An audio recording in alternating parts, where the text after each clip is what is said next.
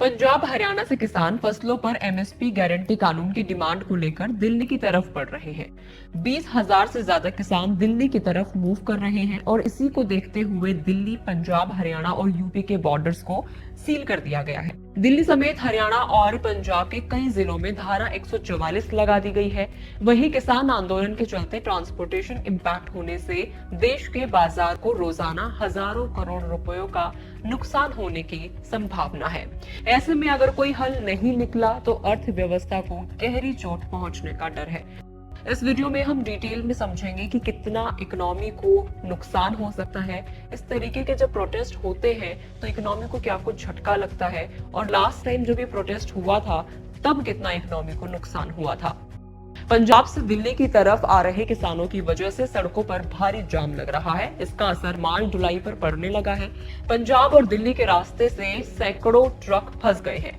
किसानों के सड़क पर उतरने से अब हर दिन करोड़ों रुपयों का बिजनेस इंपैक्ट हो सकता है। नेशनल हाईवे समेत दूसरे रास्तों को पूरी तरीके से बंद कर दिया गया है। किसानों के आंदोलन के चलते दिल्ली में रूट डाइवर्ट हुए हैं। इससे व्हीकल्स को अब ज्यादा लंबा सफर तय करना पड़ रहा है। माल भाड़े का खर्च पर किलोमीटर के हिसाब से डिसाइड किया जाता है और ऐसे में जो व्हीकल्स को ज्यादा लंबा रास्ता तय करना पड़ेगा तो इसका सीधा असर माल भाड़े पर भी पड़ेगा। इससे माल भाड़े की कॉस्टिंग बढ़ जाएगी। वहीं माल की सप्लाई करने में भी अब ज्यादा समय लगेगा और इसकी भी कॉस्टिंग बढ़ जाएगी। मीडिया रिपोर्ट्स के मुताबिक ट्रांसपोर्ट एसोसिएशन का कहना है कि किसानों के इस प्रोटेस्ट की वजह से अभी करीब 10,000 ट्रक रास्तों में फंस गए हैं। इनमें से करीब 6 से 7,000 ट्रक ऐसे हैं जिन्हें दिल्ली में सामान की सप्लाई करनी है। इस समय जरूरी सामानों की सप्लाई करने वाले वाहनों को छोड़कर बाकी वाहनों को रोका जा रहा है। ट्रांसपोर्ट कंपनियां सामान की सप्लाई करने के लिए एक फिक्स रेट पर फैक्ट्रियों और प्रोड्यूसर्स के साथ कॉन्ट्रैक्ट करती है।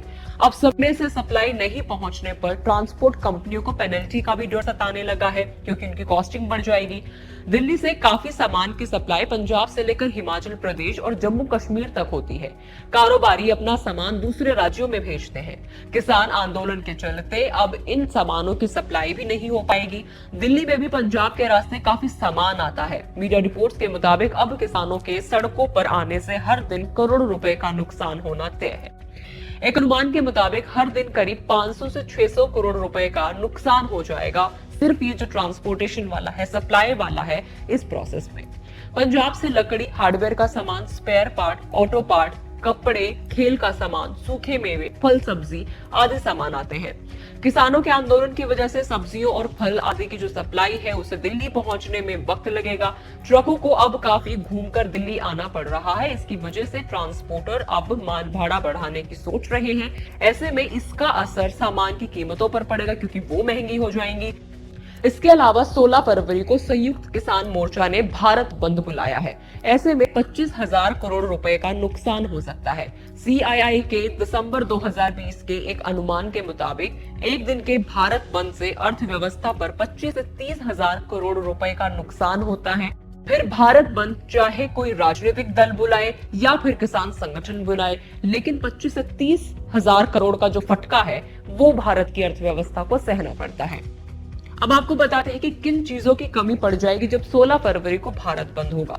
तो सबसे जो इम्पोर्टेंट है वो है फल सब्जियां, सूखे मेवे, लकड़ी, हार्डवेयर का सामान, spare part, auto part, machinery और उससे जुड़े हुए जितने भी प्रोडक्ट्स हैं, कपड़े हैं, खेल का सामान है, जैसा आपको पहले भी बताया, इन सब की सप्लाई इम्पैक्ट हो जाएगी। इस तरह किसी प्रोटेस्ट का असर ऐसा नहीं है कि सिर्फ इस बार हो रहा है।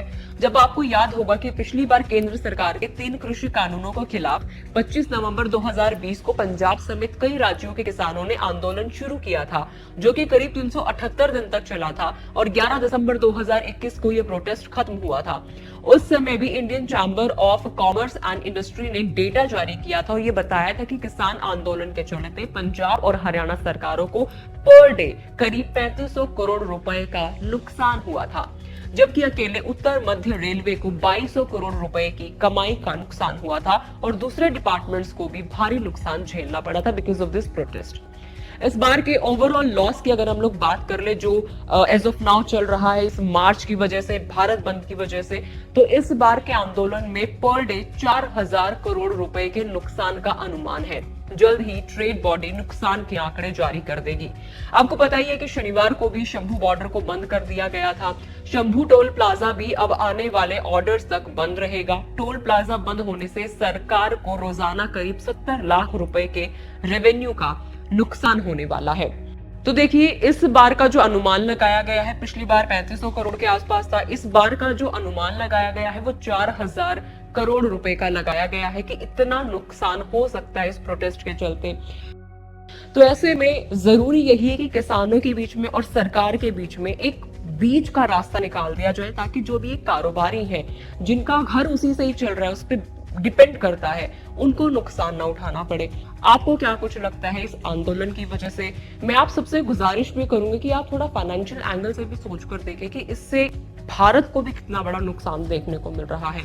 वीडियो में इतना ही। आपको जानकारी कैसी लगी कमेंट करके बताएं। आप अपने व्यूज भी हमारे साथ शेयर कर सकते हैं। फेसबुक पर देख रहे हैं तो फेसबुक पेज को लाइक करें, यूट्यूब पर देख रहे हैं तो यूट्यूब चैनल को सब्सक्राइब करना ना भूलें।